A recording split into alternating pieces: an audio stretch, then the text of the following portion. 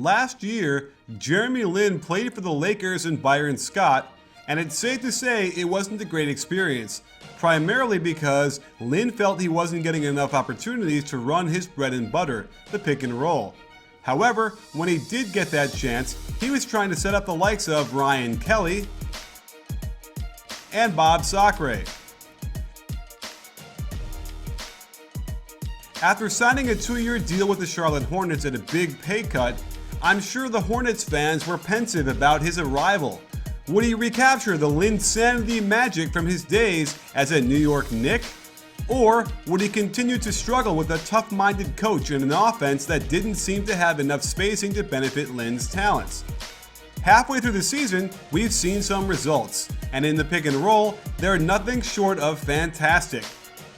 According to Synergy's numbers, looking at pick and roll derived offense, meaning a possession that begins with Lin in the pick and roll and ends with a shot by either Lin, the roll man, or one more pass for a spot up or cutter, Jeremy Lin ranks among the league leaders in efficiency.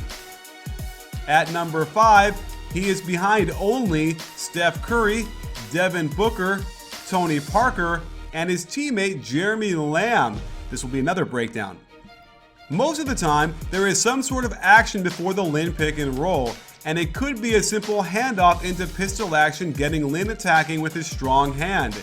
He's got a great feel for when to kick the ball out after drawing the rotations, and his Hornets teammates are willing to make the extra pass. He's also good at making the extra dribble, sucking in the defense even lower towards the hoop before using his excellent vision to find a cutter wide open. If the big drops too far, Lin has been very good at the pull-up off the dribble, usually using the hop to his advantage, getting it off in rhythm and quick, especially from the middle of the floor in the mid-range.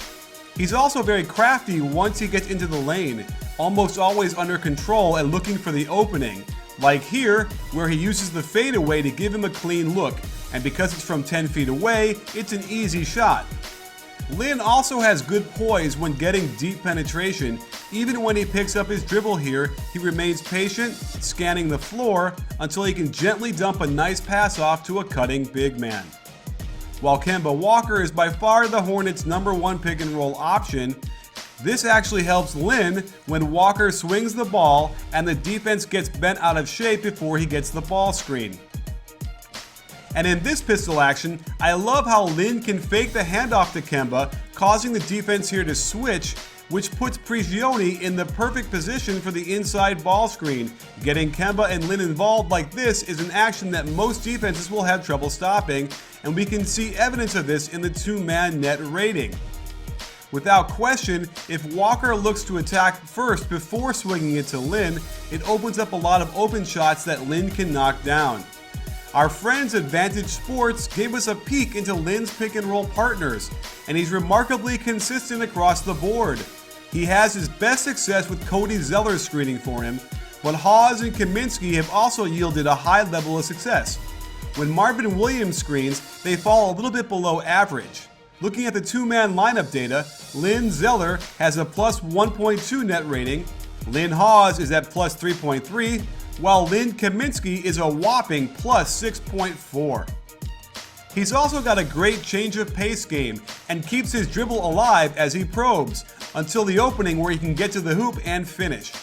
And he has no trouble using his hesitation to get all the way under the basket and out the other side, where he can then use his vision to good use, like this perfect bounce pass to Marvin Williams. Lin doesn't possess incredible speed, so often he'll get cut off by his man, but it's his feel for the game and timing on passes that enable the Hornets to make something out of nothing.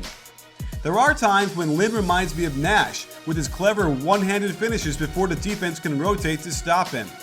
He's very tricky at making it look like he's giving up to reset the offense back on the perimeter before breaking right back to the basket to finish his attack.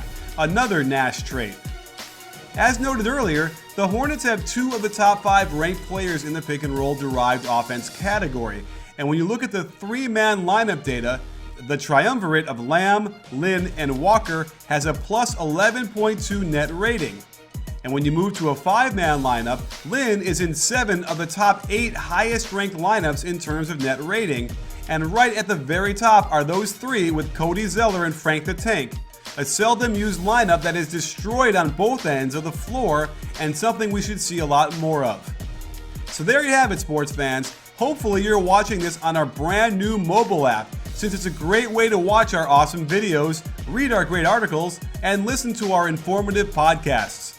Keep your eye out for more Jeremy Lin, especially alongside Kemba Walker and Jeremy Lamb. It's clear he has a very positive effect on the game in his minutes, and I suspect we'll see him get more and more playing time as the season wears on.